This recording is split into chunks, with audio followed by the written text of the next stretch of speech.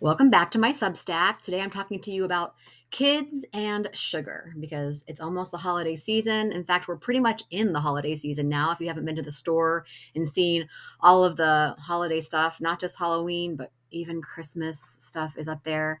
Anyway, kids and sugar is a topic I've talked about before in the past, and I'm talking about it again. So I'm going to read today's blog post that I have on my website, and it is titled Kids and Sugar, the Stuff They Don't Tell You. So sometimes I feel like a total hypocrite. I preach intuitive eating and I talk about how we need to let our bodies guide us and no foods are off limits. But what if you have a kid or you yourself seems to never tire of sugar and candy? How do you handle this as a parent who doesn't want to spread messages that foods are good or bad? I won't name names, but one of my kids fits the category of never tiring of sugar. I read all the books, listened to all the podcasts, even the one I posted with Jennifer Anderson a couple of years ago, which I've linked in today's Substack. She makes it sound so easy to handle sugar with your kids. But then real life enters the picture and the guidelines get a bit lost. Long story short, I did baby-led weaning with both of my kids. They were able to try different flavors and textures from about 6 months on. They were, of course, not picky as babies. Not many babies are. They ate broccoli, salmon, tofu, rice cakes, you name it, they would generally eat it if it was offered to them. Inevitably, they got pickier once they went to preschool.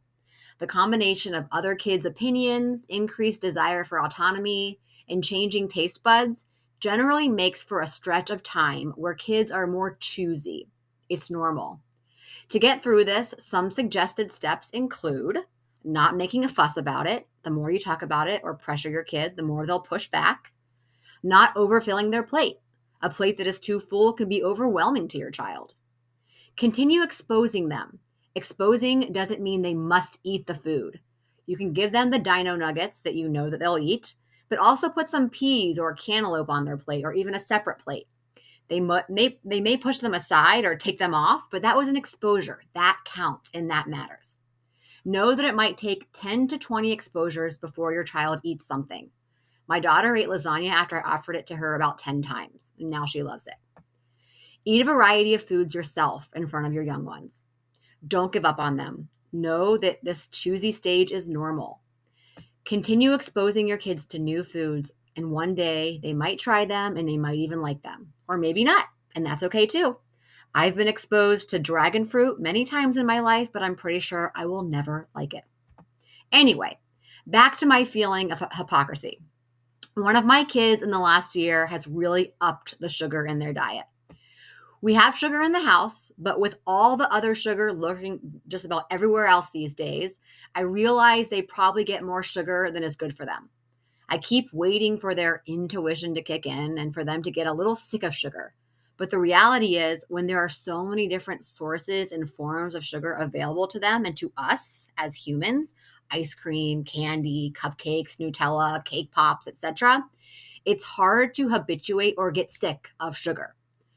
For a while, I started becoming that overbearing, dare I say, almond mom, reminding my child, sugar doesn't make you feel good when you eat too much, or make sure to brush your teeth after eating all that sugar, or is there any way you could add something else to your plate for more balance? By the way, those are not almond mom comments. They could be much, much worse. Those are all actually very good comments to make to your children. But the problem was I was saying them way too often. What we don't want to do is instill guilt or shame or make our kids feel morally shameful for eating certain foods. So a lot of those comments don't do that. They're really focusing on other things like keeping your teeth, healthy and clean, adding more variety to your plate, instead of making your child feel bad or guilty about eating foods. But I was saying these things way too often. So here is what I've learned, maybe over the last year since recognizing that, whoo, Gina, you gotta slow your roll a bit. It's okay to be concerned about your child's sugar intake or your own sugar intake, but your child does not need to be reminded of your concern over and over again. It's okay to nudge your child to include more balanced options, but sometimes just having those options available at the table is all you need to do. So in other words, more action, less talk. When I was young and my mom told me to do something or acted concerned about something that I was doing, it totally annoyed me and I rebelled. Perhaps my child is just like me. Another thing, sugar is delicious, and kids need to learn how to live in this sugar filled world on their own without their parents breathing down their necks. They need to figure out how to make their own decisions, and they can't figure it out if we don't let them.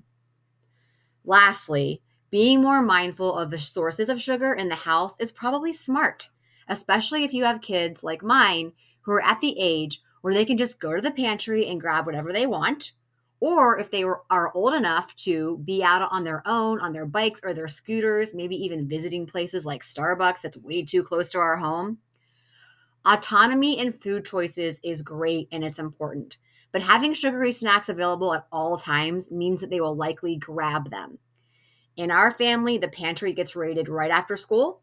And if they're going to fill up on snacks before dinner, I prefer the snacks not be sugar filled because our kids have so much more access to sugar these days outside the home than we ever did. That is true. I've learned to cut back on a bit on the sugar in the home. That's my choice. You might decide to do something different. So, my question, what has worked for you and your family? Have you noticed this shift in our environment to more sugar-filled snacks and treats for kids and for adults? If you're wanting to learn more, especially as the holidays approach, I encourage you to listen to my podcast episode with Jennifer Anderson, which I've included in the Substack. Also, reach out to me. I'd love to discuss this with you.